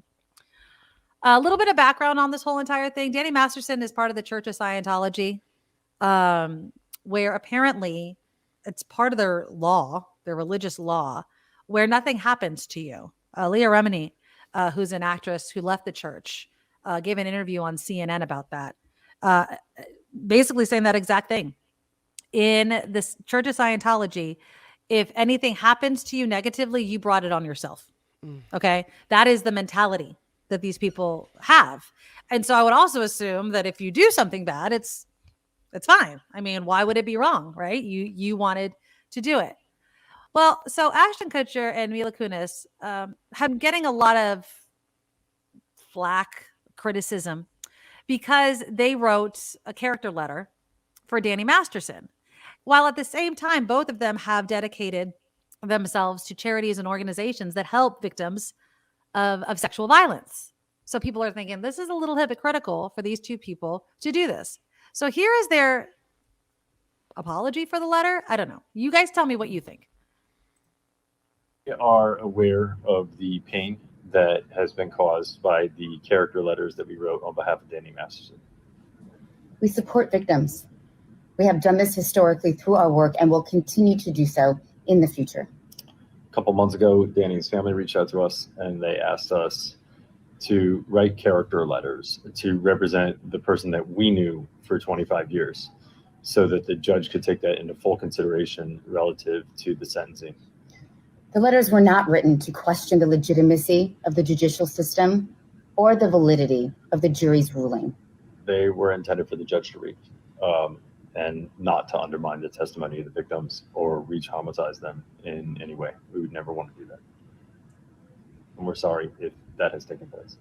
Our heart goes out to every single person who's ever been a victim of sexual assault, sexual abuse, or rape. What do you think? Well, it's definitely scripted. I know, right? It was like really scripted too. It's very I'm contrived. Like, back and forth, back and forth. I mean, I think it has to be. I think if you're going to be making a statement to millions of people because of who you are. It wasn't heartfelt. It didn't feel heartfelt. Thank you. It wasn't like, oh my God, we made the biggest mistake. We are so sorry. We do not stand up for who this person was. We didn't realize what he had done. We didn't, this is before the testimony came out of all the horrible things these women endured, whatever. Like it wasn't well, yeah, because the letters came after all of that, right? This was intended by the judge. Their family asked, so we said yes. We knew the guy, whatever. I don't know. I don't think so. I think, and they wrote character letters. When you write a character letter for someone, that means I'm vouching for their character. Yes. That means I think Nikki Medoro is a stand-up person. Mm-hmm. I think she's got a good heart and a good soul, and I don't believe she could ever do anything like this. That's a character reference. Mm-hmm. Right? I mean, but okay, let's take the analogy of us, okay? Now, God forbid, all right, I got caught up into some sort of terrible crime that I have been convicted of, and I'm about to be sentenced. Yeah. Okay? And we've known each other for years. Right. Right. And so my husband calls you up and he's like, Kim, yeah, day in and day out, you've worked with Nikki, you know who she is. Right. Anything that you could say about the person that you knew, not obviously this Scientology guy that's a rapist. Right. But the person that you knew, can you write something because it may help? Would you write the letter? I would already have written the letter because I don't believe that you're a even bad if I was person. convicted, what are you convicted of doing? If you a heinous crime like a murder? Yes, I'm a murderer. Okay, if you murdered someone, I can tell you that it wouldn't be a smart murder. No offense. It wouldn't be plotted out. It wouldn't be meticulously planned. Premeditated. It wouldn't be one of those. You an idiotic killer. No, I'm saying it would be a murder, a crime of passion. Crime of passion. It would be a tempers flared and the moment struck and it was a big thing.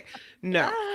And so because of that, I'm not writing a letter from a person that, would plan out a murder and carry it out and knew what they were doing.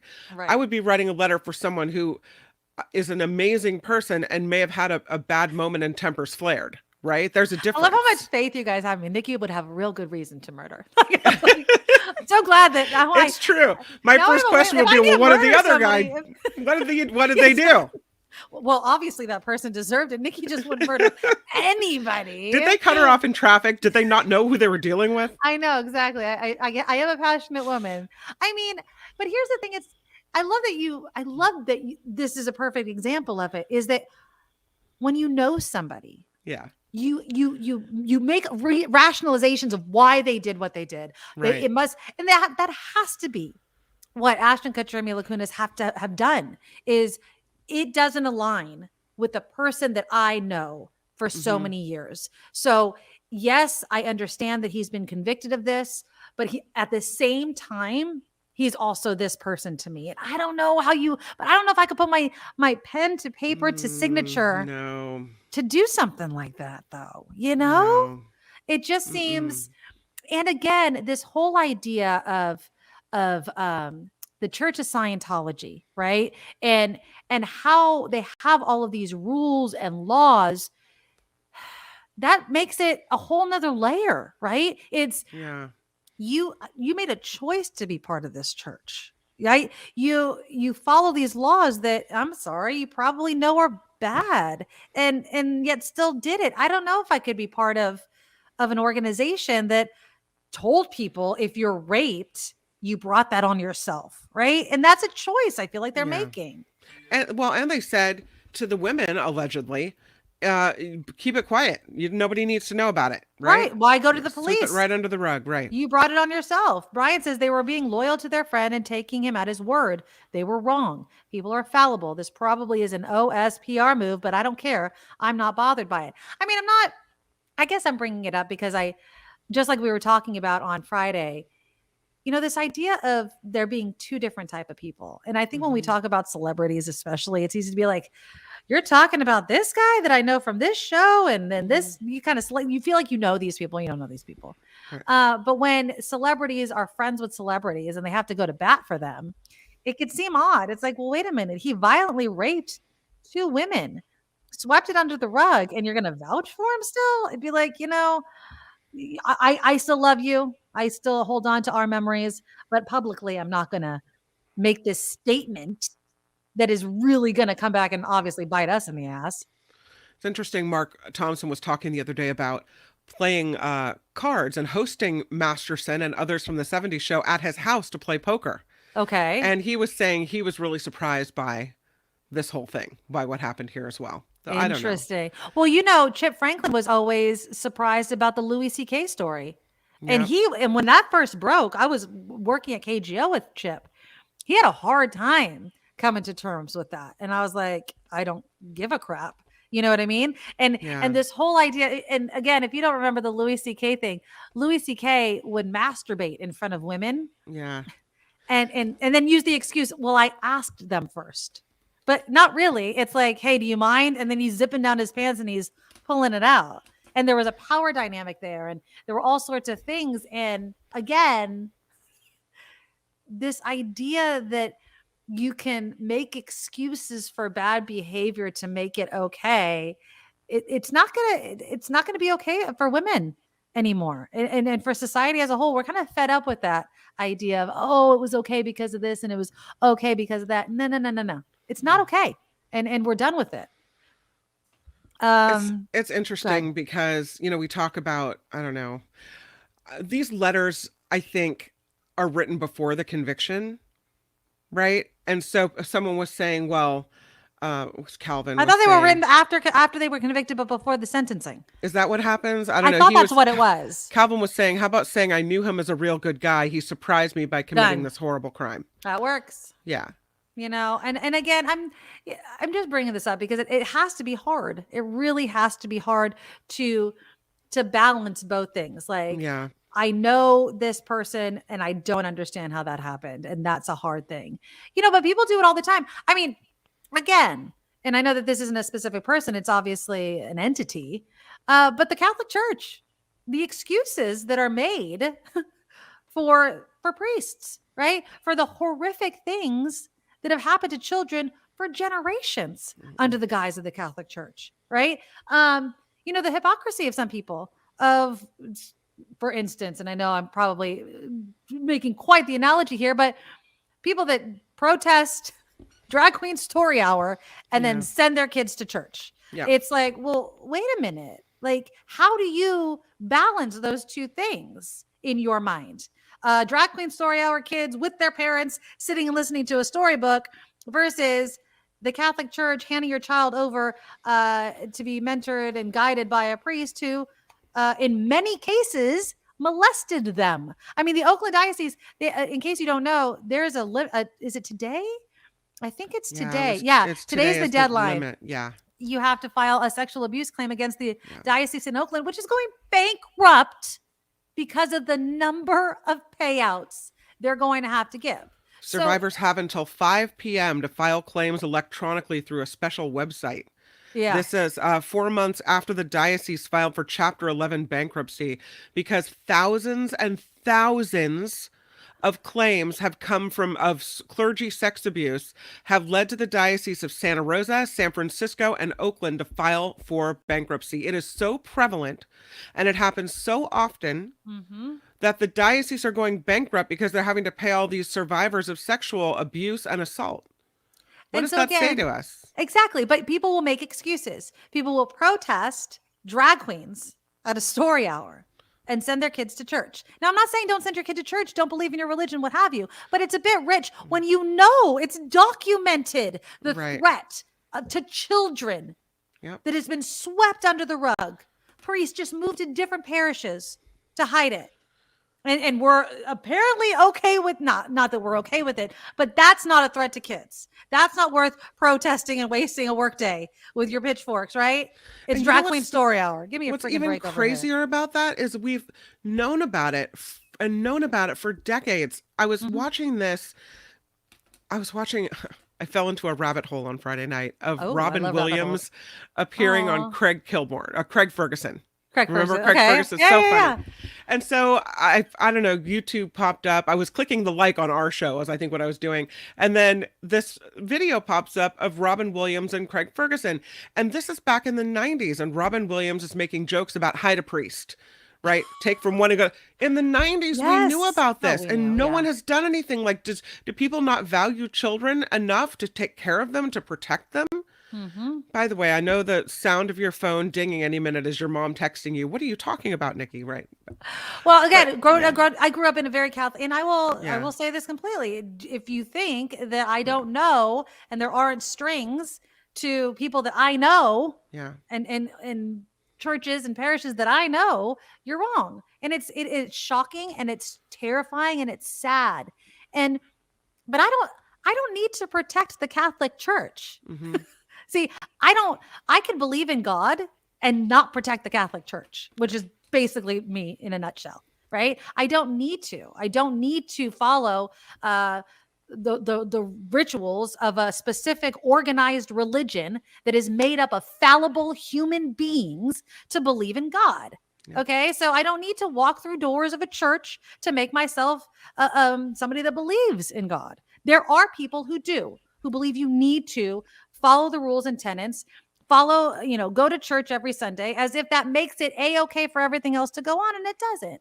And if you really care about children and protecting children from child molesters, and you like to spend your day protesting things, then protest the right things, the things that have been documented. So, I don't know, man. It's just, it's frustrating the way people make excuses to protect the things that they love and care about. But I think it's human nature, right? If it was my friend, I'd want to protect my friend that I love and care for. If it was my religion, it'd be really hard for me to turn away from my religion in the face of mounting evidence to the contrary that they deserve it. But that's how it happens, and yeah, it's crazy. It's absolutely crazy. And again, Church of Scientology, be gone with all that nonsense. All right, we have about 15 minutes, and I know that you're filling in for Mark, so I'm not going to take you all the way up to the top. Here's something that I don't know. This is just something lighter that we can end with, okay? Speaking of people that are religious, I don't know what religion he is. What religion is he Mormon? Yeah, he's Mormon. He has to be Mormon because he's from Utah. Donny Osmond. Okay, you know Donny Osmond. They're Mormons, right? They're from very Utah. Mormon, yes. Right. 72, I don't know if they're still practicing Mormons, but they came from a Mormon family. Right. And they're from Utah. I mean, I'm not saying everybody in Utah is Mormon, but at least you got like 1 degree of separation from a Mormon if you live in Utah. Apparently, according to People magazine, Donny Osmond claims that he has never, ever said a curse word out loud. Ever. Ever. This is what he's quoted as saying. Not never. Even when you stub your toe? Wow. He says never, because I never heard my father curse. He revealed in an interview. He was tough, but he never swore. He says he's not completely curse free. He says, obviously, I still think the words, which is funny. There are certain people I would love to say certain words to at certain times, but I just think, be like your dad. So this is why I want to bring it up. Is there a favorite not curse word that you use? Like it's like in front of the kids or something like that. Was there ever like something where, especially when the kids were much younger, where you're like, I can't cuss, but I have to say something. So my mom curses in Spanish. Like she has this string. I should get her to record it one of these days. It's bad. I know that she's cursing, but she curses in Spanish instead of, here's a good one. Rod G. Willikers. I don't say G. Willikers. What do I say? That just doesn't have the power to it. I'll like say not son of a pickle, but something like that. You know what I mean? Like those sorts of things. Nuts. See, shut the front door is a good one. Shut the front door. That's a good one. I'll say, God bless America. Right. Instead of the damn it. Yeah.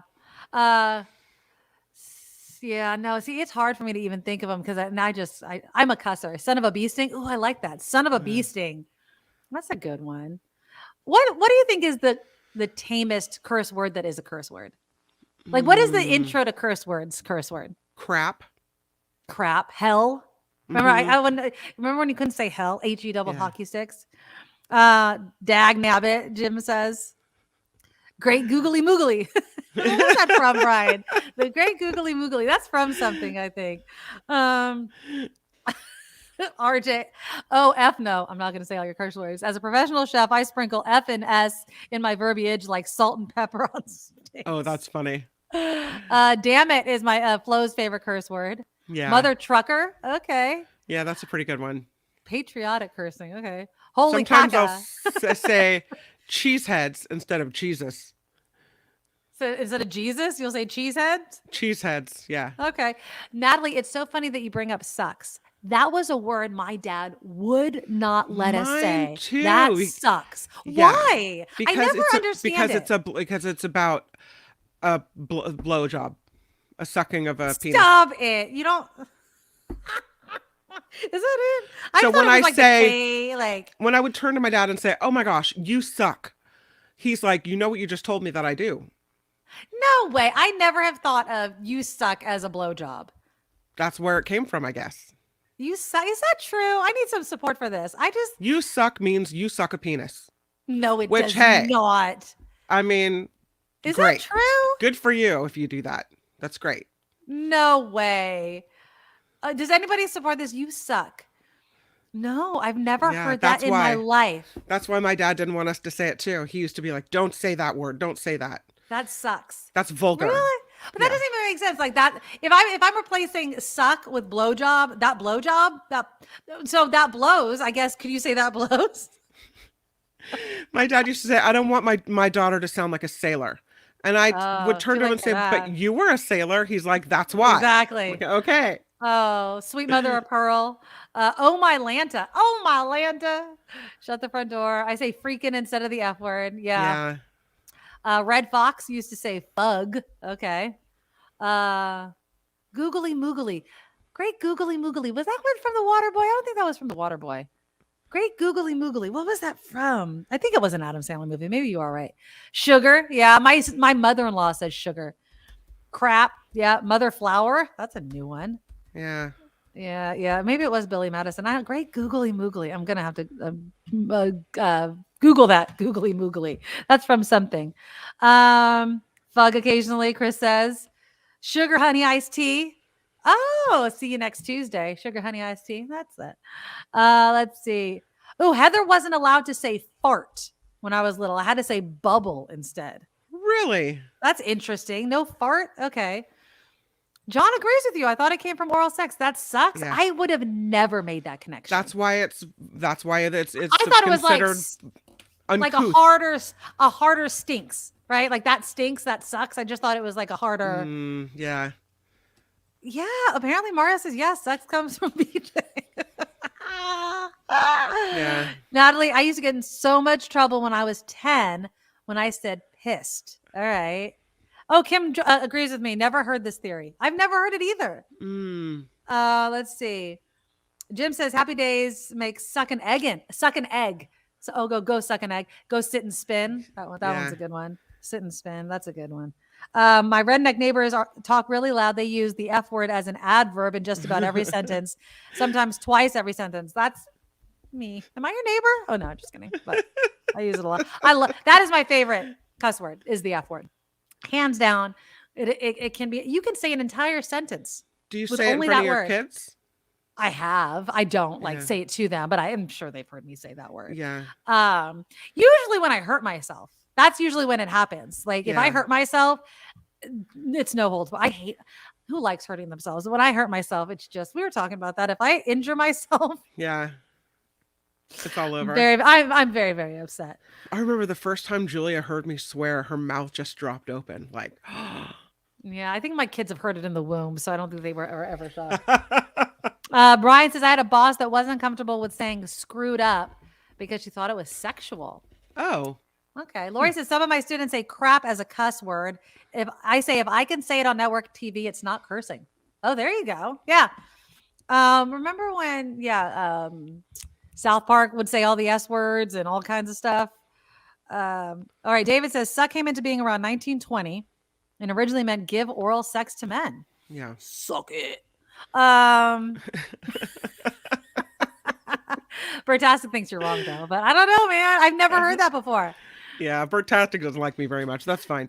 I feel like if my dad was saying this a long time ago, then probably, that's where he thought it came from. So it's about how we perceive something. Right. And his perception of his daughter saying that was, this is what it means. Don't do that. John says, think about it. Do you think sucking is as through a milkshake is bad? Well, I mean, I don't know what else you would say. Sip. You could sip your milkshake, right? Yeah. You don't have to say you suck your milkshake or you suck the straw. I don't know. Now you got me all thinking that it's always about blowjobs. Oh yeah. In the South in Louisiana, they say bless his heart or bless your heart. And that's like an F-U. Yeah. That's pretty good. But we all know that now. Now they can't say it. Now if they say it, we're like, you're mean, right? Yeah. Yeah. That's just really, really fun. Tony says Kim's been saying shat on it a couple of times. Shat's a good one. Yeah. Because you could say shat. You could say shat on YouTube. And it's not a big deal. Yeah. Crap and bloody are acceptable expletives here in the US. In the UK, they are horribly offensive. My dad cussed in Yiddish, which has some great bad words. Yeah. But you know, Hula, what they can say in England and no one bats an eyelash is the C word. Oh, yeah. Which is another good one. I have no problem with the C word. I know so many people hate it. I love the C word because it has all the great makings of a great word, like in a great cuss word, because it has that k and that t, and like it's just it's fun to say. Yeah. And when you use it, you mean it. Like if you call someone the C word, that's one that doesn't come out of my mouth. Oh, it's coming out of my mouth, baby. It doesn't come out. Honestly, there's not many places for it. Like the F word comes out of my mouth because it's so versatile. It's like the utility cuss word. You could use it for everything. It's a noun, it's a verb, it's an adjective, it's a name.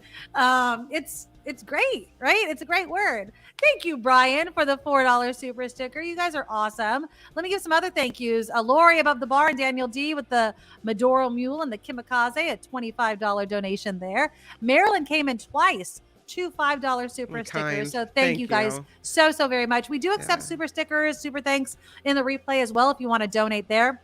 But please sign up to become an official Medorable, the NikkiMedoroShow.com. Sign up for our Patreon. You decide how much you can afford. It's just a one-time a month payment. So think about the whole month, tip the show, and we appreciate each and every dollar. Before we leave, something free you can do is to click the thumbs up button. It helps our show, get new eyeballs, and we really do appreciate it. And of course, the merch shop is up, and our PayPal email is theNikkiMedoroShow@gmail.com. Kim is a very busy lady. She is going to be going right over to the Mark Thompson Show and then doing After Party Live with John Daly. So keep it tuned here to the YouTubes. We love you all. We will see you tomorrow. Thanks so much for everyone being here. Bye-bye. Nikki, you're all so awesome. You're sprout like a beautiful blossom. You're also the best.